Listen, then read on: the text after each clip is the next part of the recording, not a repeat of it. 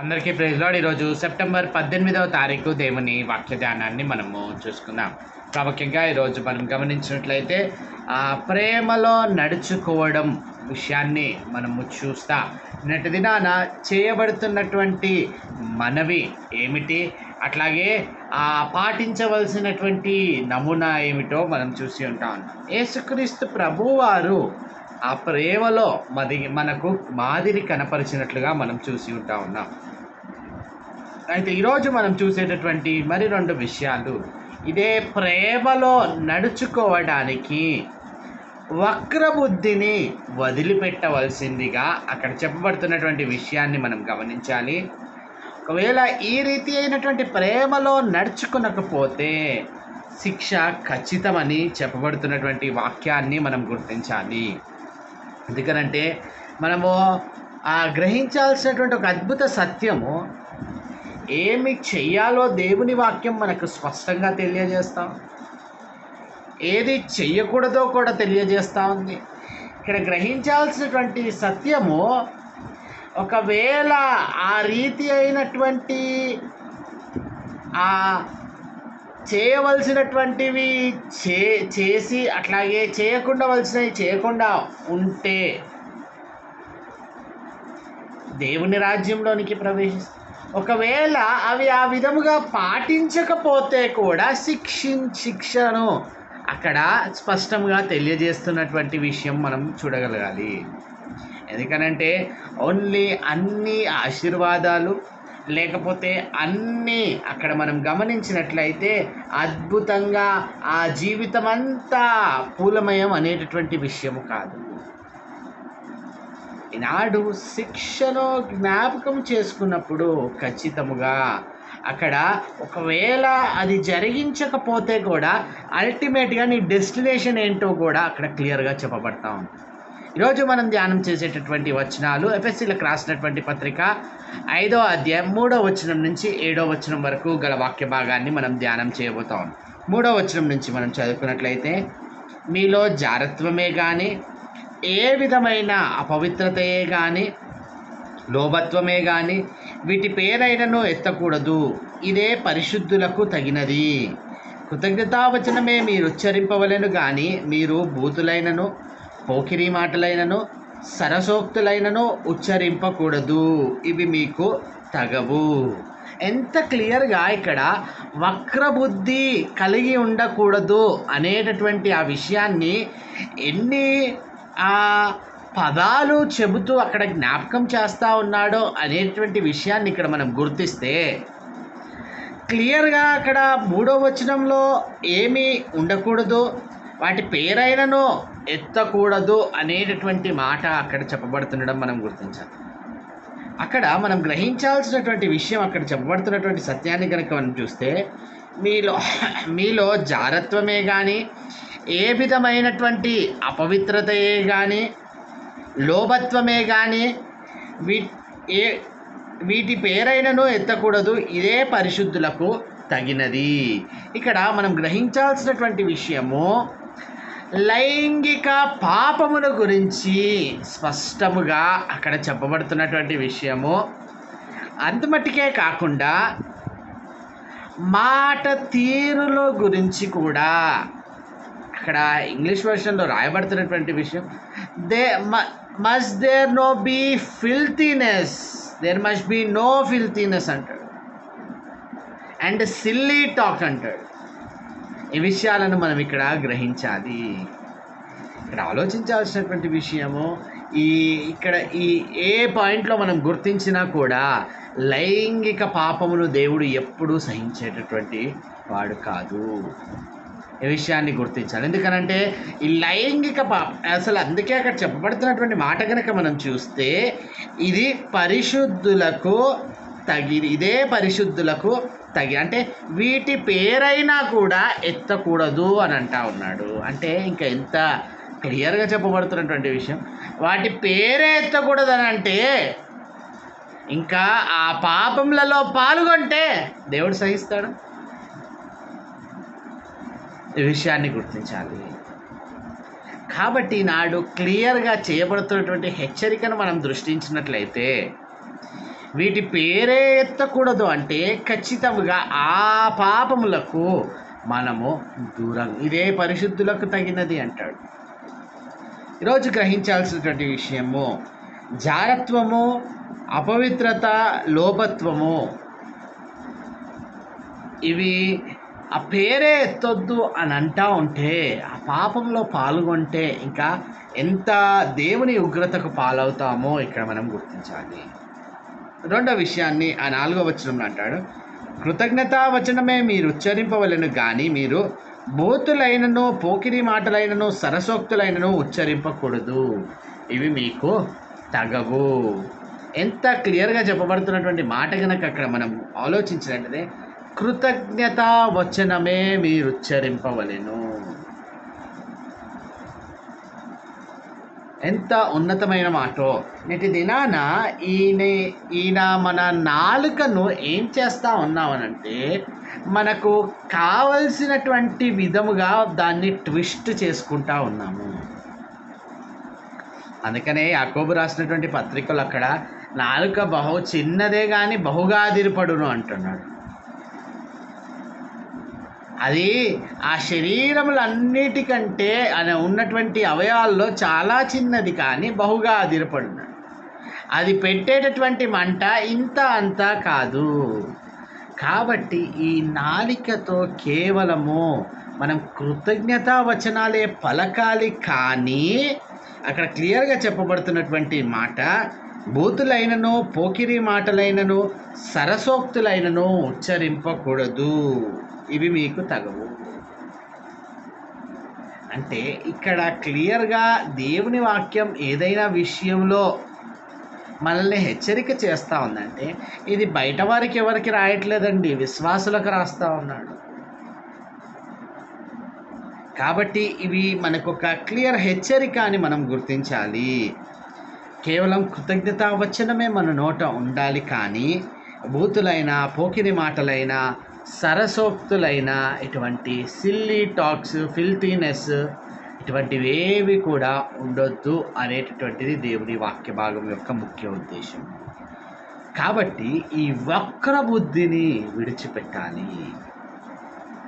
ఇంకా గ్రహించినట్లయితే, ఈ వక్ర బుద్ధిని విడిచిపెట్టినట్లయితే, లేదా ఇది మనకు తగదు అంటా ఉన్నాడు, పరిశుద్ధులకు తగినదేదో కూడా చెప్తా ఉన్నాడు. ఈ రెండు తెలియజేస్తూ ఒకవేళ ఇవి పాటించకపోతే శిక్ష కూడా ఖచ్చితం అంటాం. ఆ శిక్ష ఏమిటి అనేది 5వ వచనం నుంచి మనం చూసినట్లయితే, వ్యభిచారి అయినను, అపవిత్రుడైనను, విగ్రహారాధికుడైనను, ఉన్న లోబి అయినను, క్రీస్తు యేసు యొక్కయు దేవుని యొక్కయు రాజ్యమునకు హక్కుదారుడు కాడను సంగతి మీకు నిశ్చయముగా తెలియను. వ్యర్థమైన మాటల వలన ఎవడునూ మిమ్మును మోసపరచనీయకుడి. ఇట్టి క్రియల వలన దేవుని ఉగ్రత అవిధేయులైన వారి మీదికి వచ్చును గనుక మీరు అట్టివారితో పాలివారై ఉండకుడి. క్లియర్గా అక్కడ మనం గ్రహించాల్సినటువంటి విషయాన్ని కనుక మనం ఆలోచించినట్లయితే, ఇటువంటి వ్యర్థమైనటువంటి మాటల వలన ఏమైపోతూ ఉన్నారు, మోసపరచబడుతుండడము. క్లియర్గా కొన్ని కేటగిరీస్ అక్కడ తెలియజేస్తాం. కేటగిరీస్ ఏంటనేది కనుక మనం ఆలోచిస్తే, వ్యభిచారి అయినను, అపవిత్రుడైనను, విగ్రహారాధికుడై ఉన్న లోబి అయినను, క్రీస్తు యేసు యొక్కయు దేవుని యొక్కయు రాజ్యమునకు హక్కుదారుడు కాడంట. అంటే no doubt you have no right to enter into his kingdom. ఇంత క్లియర్గా చెప్పబడతా ఉంటే, నీవు ఆయన రాజ్యంలోనికి ప్రవేశించవు అని అంత ఖచ్చితంగా చెప్పబడుతుంటే, ఇంకా అక్కడ మనం గ్రహించాల్సినటువంటి సత్యము ఎక్కడికి వెళ్తాం మరి?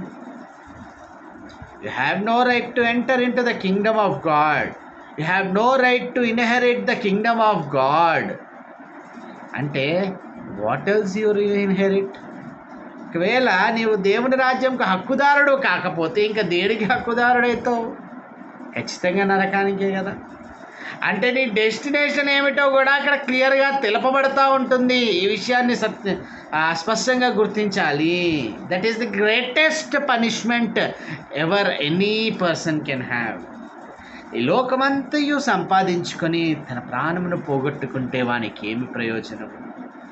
అటువంటి వాడు దేవుని రాజ్యానికి హక్కుదారుడు కానేరడు, కానీ నరకానికి హక్కుదారుడు అవుతాడు కదా. మరి కాన్వర్స్గా ఇది మనం ఆలోచించాలి. ఎంత స్పష్టంగా హక్కుదారుడు కానేరడు అంటే, ఇట్టి మాటల వలన ఇక్కడ గ్రహించాల్సినటువంటి విషయం ఏంటనంటే, వ్యర్థమైన మాటల వలన కొంతమంది గంటలు గంటలు ఫోన్లలో మాట్లాడుతూ ఉంటారు. అందులో పనికొచ్చే మాటలు ఏమన్నా ఉన్నాయా అంటే ఏమీ ఉండవు. దానికి బదులు దేవుని వాక్యం చదువుకోవచ్చు కదా అంటే అది మాత్రం చేయరు. ఎంత విచారకరమైన ఇటువంటి వ్యర్థమైన మాటల వలన ఏమని చెప్తా ఉన్నాడు అక్కడ, ఎవడునో మిమ్మును మోసపరచనీయకుడి, మీకు శిక్ష ఖరారు చేయబడతాం. అందుకని అక్కడ ఏమంటా ఉన్నాడు, ఇట్టి క్రియల వలన దేవుని ఉగ్రతకు అవిధేయులైన వారి మీదకి వచ్చును గనుక మీరు అట్టి వారితో పాలివారై ఉండకుడి. ఆలోచించాలి, ఈ వ్యర్థమైన మాటలు మాట్లాడడం వలన దేవుని ఉగ్రతకు పాలవుతే, దేవుని ఉగ్రతకు స్పష్టంగా అక్కడ వ్యర్థమైన మాటలు మాట్లాడుతుంటే ఆయన ఉగ్రతకు నువ్వు పాలైతే నిన్నెవరన్నా కాపాడగలుగుతారా? Can any one save you if at all God has that fire on you? దేవుని ఉగ్రత నీ మీదికి వస్తుందని అనుకుంటే ఎవరన్నా రక్షించగలుగుతారా? ఈ విషయాన్ని స్పష్టంగా గుర్తించాలి. కాబట్టి ఇక్కడ ఖచ్చితంగా గ్రహించాల్సినటువంటి రెండు సంగతులు, ఏమి కలిగి ఉండాలి, ఏమి కలిగి ఉండకూడదు. ఇదే పరిశుద్ధులకు తగినది, ఇవి మనకు తగవు అని చెప్తా ఉంటే వాటిని ఎంత స్పృశించి మనము జాగ్రత్తగా గమనించాలో మనం అక్కడ గుర్తించాలి. అక్కడ అవి చెబుతూ ఈ 5వ వచనం నుంచి 7వ వచనంలో మనకు తెలియజేస్తున్నటువంటి విషయము, ఖచ్చితంగా నీవు దేవుని రాజ్యానికి హక్కుదారుడు కావు ఇవి ఒకవేళ కలిగి ఉంటే. అంటే ఇంత బతికి మనము ఎందుకండి దేవుని రాజ్యానికి చేరాలనే కదా. ఈ లోకంలో ఇంత ప్రయాసపడేది దేవుని వాక్యాన్ని నేర్చుకొని అనుదినం ఆయన వాక్యము ద్వారా మన జీవితాల్లో అనుసరించి జీవిస్తూ, ఇదంతా ప్రయాస దేని కొరకు? ఈ ధ్యానాల యొక్క ఉద్దేశము దేని కొరకు? ఎట్టి పరిస్థితుల్లో నువ్వు దేవుని రాజ్యానికి చేరాలని కదా. అది జరగకపోగా ఒకవేళ ఆయన ఉగ్రతకు పాలైతే దేవుని రాజ్యానికి హక్కుదారుడు కాలేదనంటే ఇంకా దేనికి హక్కుదారు? ఖచ్చితంగా నరకానికి హక్కుదారుడు అవుతావు. ఇంకా దేవుని ఉగ్రతకు పాలైతే ఎవరన్నా రక్షించగలిగినటువంటి వారు ఎవరన్నా ఉంటారా?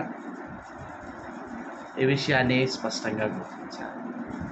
కాబట్టి ఈ ప్రేమలో నడుచుకోవాలి అనేటటువంటి విషయము మనం గ్రహించినట్లయితే చేయబడుతున్నటువంటి మనకు చూపెట్టబడుతున్నటువంటి ఆ ఎగ్జాంపుల్ ఏదైతే ఉంటుందో క్రీస్తు వలె అనేటటువంటి ఆ మాటను మనం గుర్తించిన తర్వాత ఈ వక్రబుద్ధి కూడా వదిలిపెట్టాలి. అప్పుడే మనం నిజమైన ప్రేమలో నడుచుకుంటున్నట్టు కదా. ఆ శిక్ష ఏమిటో కూడా అందులో ఉండకపోతే అది కూడా మనం గమనించబద్దులమై ఉంటాం. కాబట్టి ఈరోజు గ్రహించాల్సి ఉంది, అట్టి వక్రబుద్ధిని వదిలి దేవుడు ఒకవేళ ఆ వక్రబుద్ధి కలిగి ఉంటే ఆ శిక్ష ఏమిటో కూడా స్పష్టంగా చెప్పబడతా ఉంది. దేవుని రాజ్యానికి హక్కుదారుడు కాలేవనంటే ఖచ్చితంగా నరకానికి హక్కుదారుడు అవుతావు, దేవుని ఉగ్రతకు పాలవుతావు. ఇట్టి వాటికి మనము దూరముగా ఉండాలని స్పష్టంగా హెచ్చరిస్తూ ఉంటే, ఇంకా ఇవి వదిలిపెట్టి దేవుని విషయాలను వదిలిపెట్టి అట్టి వాటికి వెళ్తే ఇక మనము స్వయం కృత అపరాధము ద్వారా మనం ఏం చేస్తాం? మనకు మనమే నరకానికి బాటలు వేసుకున్నాం. ఆలోచించాలి విషయం, ప్రార్థన చేసుకుని అత్యంత కృపగల దేవా, అయినాడు మాకు చేయబడుతున్నటువంటి ఇట్టి వక్రబుద్ధి ద్వారా ఏమి జరగబోతా ఉంది అనేటటువంటి సత్యాన్ని గ్రహించినట్లయితే అయ్యా శిక్ష ఖరారు చేయబడతా ఉంది. ఇట్టి విషయాల పట్ల మెలకువ కలిగినటువంటి వారమై మా జీవితాల్లో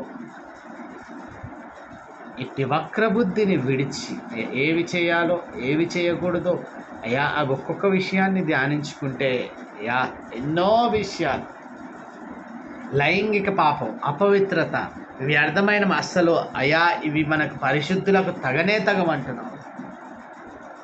అయ్యా ఇవి మా జీవితాలలో లేదా ధ్యానం వింటున్నటువంటి వారి జీవితాలు ఇవి అర్థమైన మాటలు ఏమైనా ఉంటాయి అయ్యా, నీ ఉగ్రతకు లేదా క్రీస్తు రాజ్యంనకు హక్కుదారుడు కాలేవనేటటువంటి మాట అయ్యా మా చెవులో గింగురమనాలి తండ్రి. నిజంగా ఇంకా నీ రాజ్యానికి హక్కుదారుడు కాలేకపోతే ఇంకా దేనికి హక్కుదారు? ఆ విషయాన్ని గ్రహించుకొని తండ్రి అయ్యా మా జీవితాలను అయ్యా ఇట్టి నీ ప్రేమలో యోగ్యత కలిగి నడుచుకొనడానికి అనగా ఈ వక్ర బుద్ధిని విడిచి అయ్యా చెప్పబడుతున్నటువంటి ఆ శిక్ష ఏమైతే ఉంటుందో అది జ్ఞాపకం ఉంచుకొని తగిన రీతిలో అదే నీ ప్రేమలో ముందుకు కొనసాగుటకు మీ కృపలో భద్రపరచుకుని యేసు నామములో ప్రార్థించండి వేడుకుంటున్నాం తండ్రి. ఆమేన్.